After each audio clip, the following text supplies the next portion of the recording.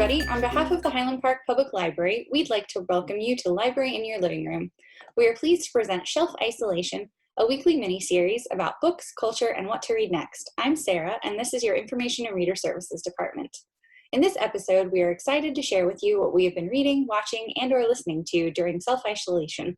To begin our mini-series, I'm going to turn things over to Readers Roundtable expert and moderator, Michelle. Thanks, Sara. So the first thing that I read this week was called The Vanishing Half by Bennett. I'm sure all of you have heard about it because it's been on the New York Times bestseller list ever since it came out.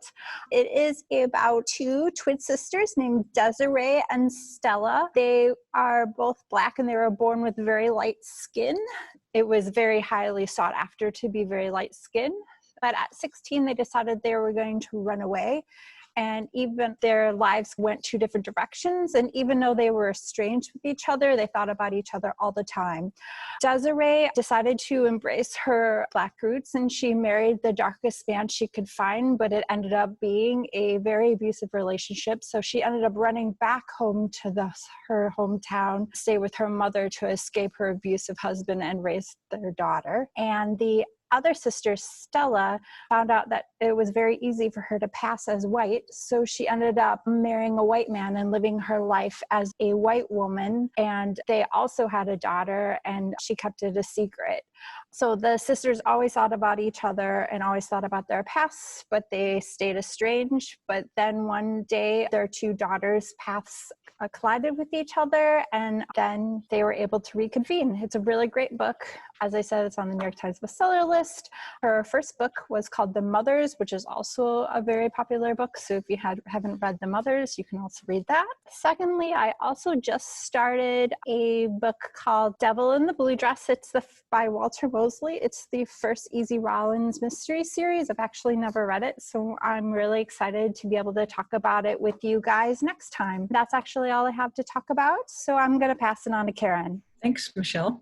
I'm in the middle of, I think, 3 ebooks at the moment, none of them finished. I got a lucky break this morning when a new book was handed to me that I wasn't expecting. It's called The Flavor Thesaurus by Niki Segnit. You might remember a few weeks back I held up a big orange book also by Niki Segnit. But this is her first book, published in 2010. And she's the food writer and cook. She sits down one day and comes up with 99 flavors and tries to arrange them by type, categorize flavors so that you can tell what would go with what and get more ideas for cooking without having to follow slavishly a recipe. Let's see, on the end papers, there's the nice diagram of them. And then each chapter has the list of the relevant flavors, and this one is the category roasted, and it includes chocolate, coffee, and peanut. So they're not always things you'd think would be related. But anyway, it's just all text, photographs, no pictures, but there are recipes kind of hidden here and there in the paragraphs. And often she'll write about foods she's eaten, different places she's visited. I came upon something interesting. She says when bananas, in the parsnip chapter actually, she talks about parsnip and banana as a combination. And she says, when bananas weren't available in Britain during the Second World War, mock bananas were made from parsnip. She said, they're more convincing than carrots posing as apricots, another wartime substitution. But anyhow, it's a nice thing to kind of page through and dip into here and there. It's nothing you'd want to read straight through.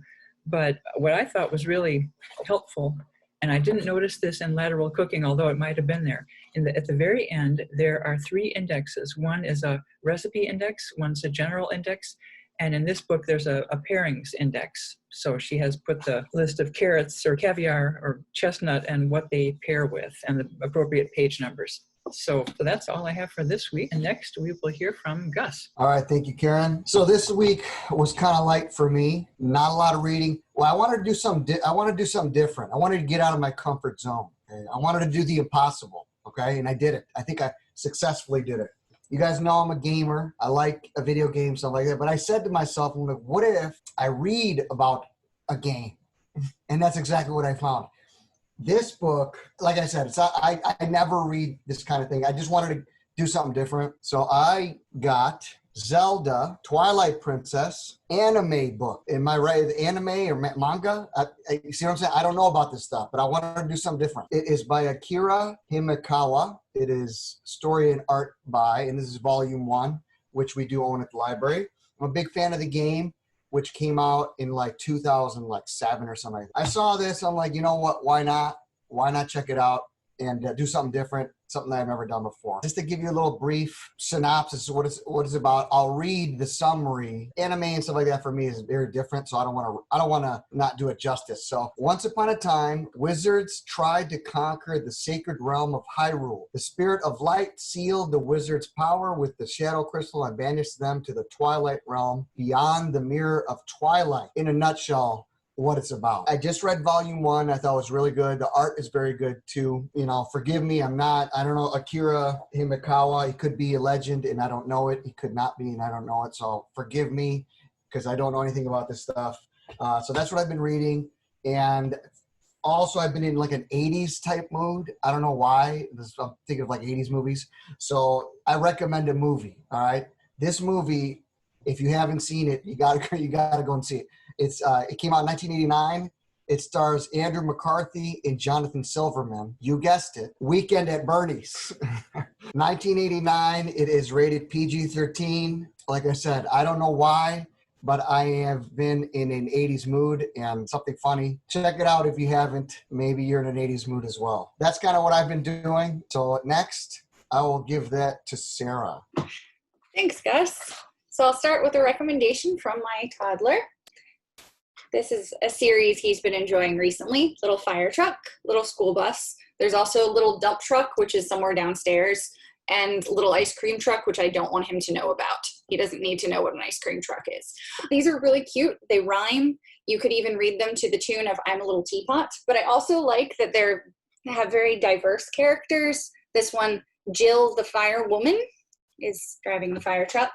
And this one even, I put a bookmark in here, shows the bus picking up a little girl in her wheelchair. So they're a more realistic representation while still being adorable and rhyming, and my toddler loves them. And then what I've been reading this week, the first book I finished was Musical Chairs by Amy Popel. It's a fun, light summer read about a family of musicians. The main character is a cellist. She's in her 50s. She's planning to spend the summer having a relaxing time at her summer home in the country with her boyfriend, and nothing goes according to plan. Her adult daughter shows up with her own life problems. Her adult son shows up, who's separated from his husband. Her father announces he's getting married. Her boyfriend decides that he wants to take a break from the relationship.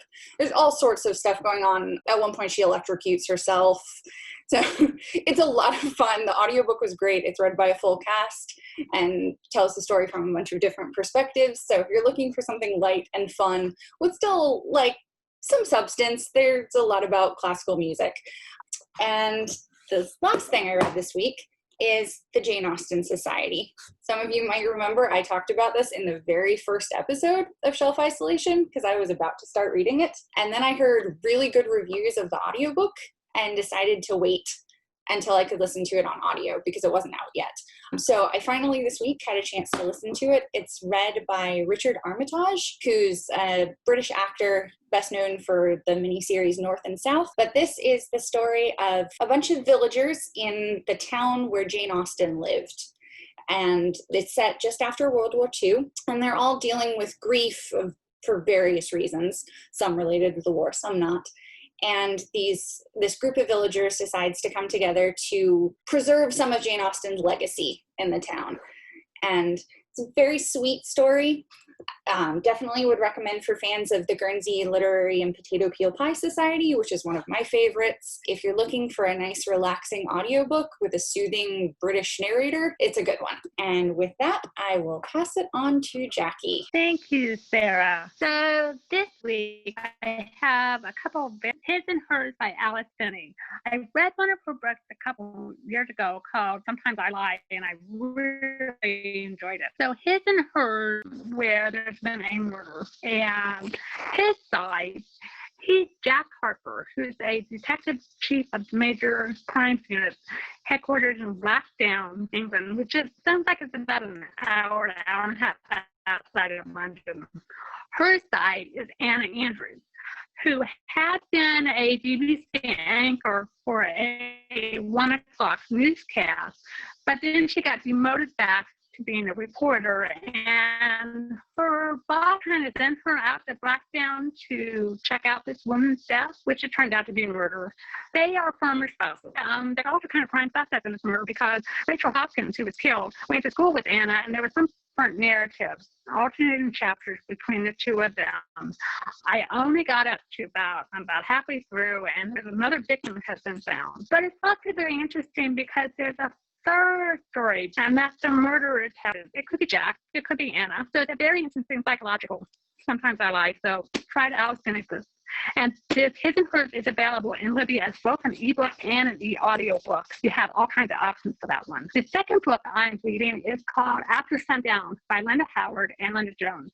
And Linda Howard writes romantic thrillers. So this book has a major event happen worldwide that created a catastrophe, but it also has romance in it. So it's about Ben Jurgensen, who's a former Marine, who basically has retired and isolated himself in a mountain cabin in the eastern Tennessee mountains near the town of Weeks Valley. And then Sheila Gordon, who is a gas station convenience store owner, who was extremely burned by her ex-husband, so she really is not interested in a romance. And her only family living is her Aunt Carol and her cousin Olivia, who's 15. Then gets an alert saying that there was going to be a corneal mass ejection, a CME, which is basically a huge solar flare heading to Earth that's going to wipe out the electrical grid worldwide. So you have Ben and Sheila trying to rally the community, which is about 6,000 people. You have the residents trying to deal with this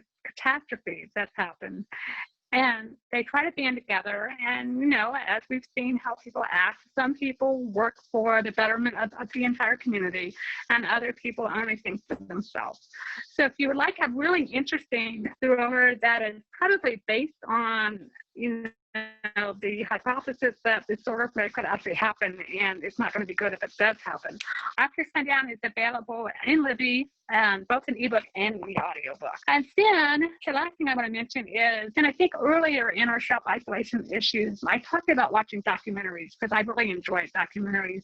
And the other day I happened to walk by this great section we have at the library, DVDs, documentary DVDs.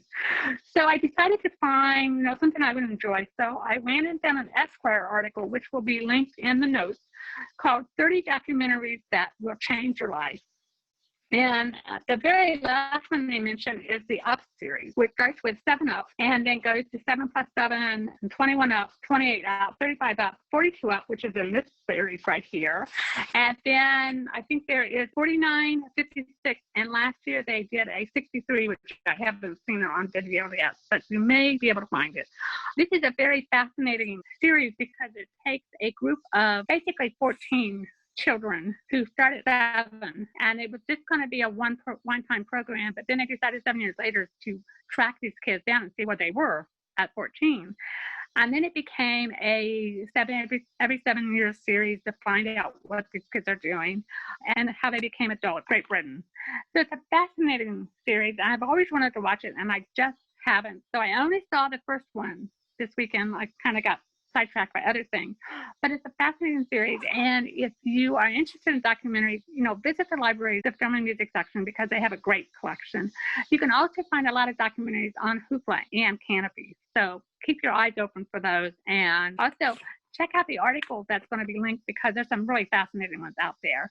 So that's what I've been doing this week, and I'm going to... Thank you, Jack. This past weekend, my friends and I started a rewatch of Avatar, The Legend of Korra, with its arrival on Netflix.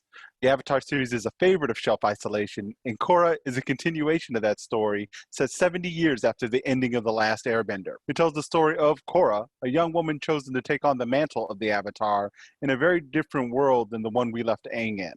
Instead of random villages scattered through the land, we have Republic City, a collection of 1920s era design and technology influenced by existing in a world where some people can manipulate the elements with their movements. Our main character is a massive departure from the goofy Aang that we had before. Korra is brash and full of all the confidence you can only have when you're 17 years old. Unfortunately for her, the city is full of intrigue and complications that are not easily solved with a punch to the face. The biggest being the tensions between benders and non-benders being stoked by one of the scariest villains I've ever seen in a children's show, Amon, who seems to have the very rare ability to cut off benders from their source of power. Now, if you don't have access to Netflix, no problem. You can get the series from our collection, or even check out one of our Rokus, which has Netflix preloaded onto it. Now, I did mention earlier that I was watching this with my friends, but you may be asking yourself, aren't we supposed to be isolating ourselves to preserve the health of our loved ones and strangers? And I would say yes. Yes, we are. Which is why my friends and I took advantage of Netflix Party, a Google Chrome/Opera add-on that allows multiple people who each have their own Netflix account to watch the same content concurrently while chatting about it in a provided chat window. It's not perfect. It's very easy for anyone in the party to accidentally pause the series, and bandwidth issues can lead to people dropping in and out intermittently. When everything lines up just right, it can serve as a quality substitute with movie night with your friends. With that, I'll pass it along to Nancy. Thank you, Will. So I did not read any new books this week. However, I did come across some very interesting finds in our Ravinia collections that are now available on the Digital Library of America and on the Digital Archive. This is Ravinia in 1926, and if you are looking at the database, there's several programs with the same cover with different performances in it, but the one that intrigued me when I was doing the metadata was a Spanish opera called La Vida Brava. I don't speak Spanish, I hope I pronounced that close, which is written by De Falla, who's a very well-known Spanish composer, and a lot of his music is played incidentally. Spanish Dance, Three-Cornered Hat is a children's favorite story, but his operas were performed quite a lot in the early 20th century, and not so much until now there's a little bit of a resurgence. I see an interest in the Spanish language because actually it was written in an Andalusian dialect, but when it was performed in France, the French insisted that it be performed in French, but now they're back to Andalusian, and some Spanish opera singers are singing it, and we have several copies on CD in our library from different orchestras and singers. It'd be great if this could be in a video because it features Spanish dances, and it's a kind of Spanish opera that includes speaking and dances. And you'll see if you look, Ruth Page is dancing with the Bohm Studio Dancers, which are a very famous Russian troupe that came to Chicago after the revolution in Russia. And I think what intrigued me most about this story was the heroine, the young gypsy woman. And the story is well known, so I'm not really giving away the story. And the libretto was written for Defia's opera. But when she finds out that her Spanish boyfriend lover is actually been lying to her this whole time, he has no intention of marrying her. He's going to marry another Spanish person who's from an upper class. She crashes the wedding, and then tragedy ensues. So I thought that was a very interesting story. That got very upset when she found out that he was not marrying her, but marrying a wealthier woman, and she goes and crashes the wedding. I did listen to it. It's not available on Hoopla or Alexander, but I found some productions on YouTube, which had great dance. And it's really lovely and charming and easy to understand in a musical context, even if you don't understand Spanish or Andalusian dialect. I think it was a great find to have found this opera that, although I knew the composer, I was not very familiar with this great opera. There's other fun things, of course, in these programs outside of studying op things, and that's kind of like Pepsodent in the 20s. Almost every program has an ad for Pepsodent, and come in and get your free tube of Pepsodent. I know they still make it, but this certainly was around when I was younger, so that's kind of a fun thing that they're constantly free samples of Pepsodent from the Ravinia program. And with that, I will hand this off for Catherine. Thanks, Nancy. Okay, thank you. So let me start by asking whether you own any pets or know anyone who owns any pets. Of course, you do. The first book that I read is in for you. It's called Run, Spot, Run, The Ethics of Keeping Pets by Jessica Pierce. Pierce is an ethicist and also a pet owner herself. So it's not a book necessarily against owning pets, but she explores the reasons that we like having pets as well as the potential harms that animals that are pets face. The book is really approachable. I found it a little bit disjointed in its organization, and unfortunately it doesn't end with proposing a clear framework about what being an ethical pet owner would look like, but it still provides a lot to think about if you're interested in ethics and in having a pet. And then the other book that I read this week is very different. It's Stumptown Volume 1. The Case of the Girl Who Took Her Shampoo But Left Her Mini, written by Greg Rucka and illustrated by Matthew Southworth. And as you might guess from the illustration credit, this is a graphic novel. This is the first collected volume in a series that was made into a TV show that debuted last fall. I have not seen the show yet, but I am sort of getting ready for watching it eventually. And the story is about private investigator Dex, short for Dexedrine, who has an $18,000 casino debt to the Confederated Tribes of the Wind Coast who own the casino operation. And because of that, the casino's proprietor uses it as leverage to put Dex on the case of tracking down her missing granddaughter. So it's kind of a gritty crime series type of graphic novel. And Rucka has done several series in this general vein of basically a woman who is investigating a crime, like Whiteout and Queen and Country. And I have to say, I didn't like this one quite as much as the two series I've just named, but I'm still excited to read the next volume, to watch the series. So it's definitely enough fun that I want to keep reading. And with that, I'll turn it over to Lori. Nancy, I think the jingle was, you'll wonder where the yellow went when you brush your teeth with Pepsodent, but that may be even before you were born. Anyway, so this week I have read Agatha Christie's And Then There Were None, which I think Gus may have read, but maybe not. Someone may have read it. Anyway, it's like a real classic mystery. 10 people who don't know each other are lured to a deserted island off the coast of England and are killed one by one as they try and figure out who is doing the crime. It was really good. I really enjoyed it. It's not very long. I did not skip to the end to see how it ended, so I was very proud of myself for that. And it's a classic, one of the many classic books that I have never read. So now I can cross it off my list. I highly recommend it. And I've been listening to Homegoing by Yad Jazzy, which it came out a few years ago, and it's a story of two sisters. They're half-sisters. They don't know each other exists.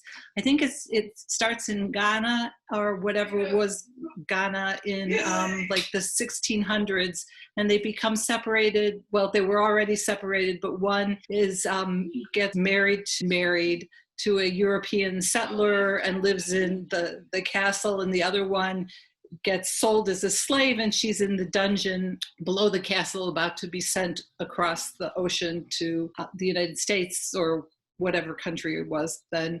And it follows their families.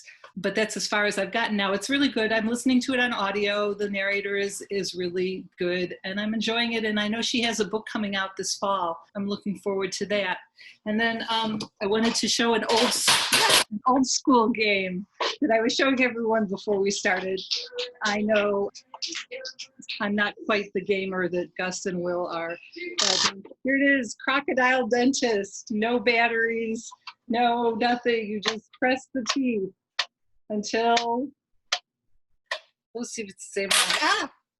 Anyway, it's better if there's multiple people because you never know who's going to get it. So that's it for me. Thanks for listening to me. And I'm going to pass it back to Sarah. Thanks, Lori. And that's it for today, folks. As always, please remember that we are all here for you. We are available for comments, questions, or concerns that you may have. And you can reach us online through Facebook at facebook.com/HPLibrary, through our Twitter, which is @HPLibrary, or via email at hppla@hplibrary.org. We are also now here in person via reservation. You can learn more about this on our website, which is hplibrary.org. Our music today was Carefree by Coven McLeod. You can find more information about this and the titles we mentioned in our show notes below. Okay, everybody, this is us signing off. Be safe.